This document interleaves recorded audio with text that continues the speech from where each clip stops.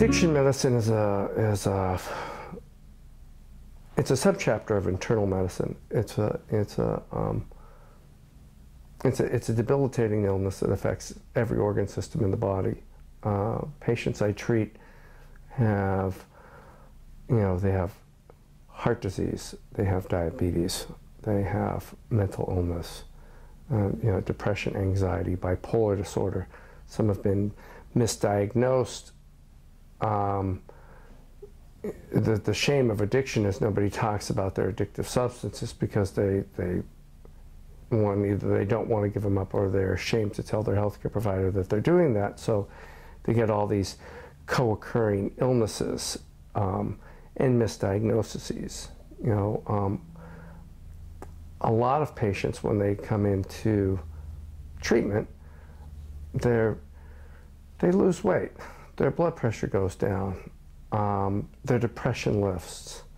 They're not bipolar. They've just been, shooting cocaine and heroin. And part of the gift is to be able to take away their pills, and let the body heal naturally. That's one of the best parts of my job is to see the person wake up and to get physically healthy and spiritually enlightened and to either get the appropriate medication for an underlying illness or to get off the medications for a misdiagnosis. My passion is to get the individual to a place where they can be comfortable in their own skin without taking benzodiazepines such as Klonopin and Xanax and buprenorphine or methadone. I want the people to be able to experience unmedicated feelings. And it's a yin and yang deal. To feel joy, you also have to feel sadness, and I want them to be able to experience life on life's terms. And the ups and downs, and I want them to go through life numbed out. So I'm more on the pro-abstinence side. There are certain individuals that the best you're going to get is harm reduction. At the end of a patient's treatment stay, be it either residential or an outpatient program, I like to interview the clients, before they discharge. And the things I encourage them to do are the things they do in the first 2 hours of their day. And the end actually from the night before to the next morning. One, they usually get to sleep at a reasonable hour, and they get a good 7 or 8 hours of sleep, and I encourage that. I ask them to get up early and set a schedule for themselves.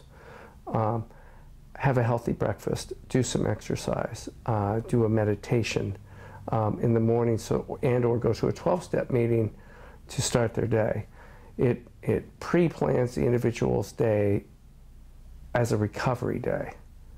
The patients that go home and that don't have structure and go to bed at 2 o'clock in the morning and get up at noon have less chance of recovery, because recovery's they've forgotten some of the important things that they've learned while they've been in treatment, which is to, one, think of recovery first and then have a plan for it. So, I really encourage that kind of behavior for them, especially when they're first coming out of whatever form of treatment they're leaving, and to stay on their medications and to follow up with their physicians so they can continue to get healthy spiritually, emotionally, and physically, especially during that most important first year.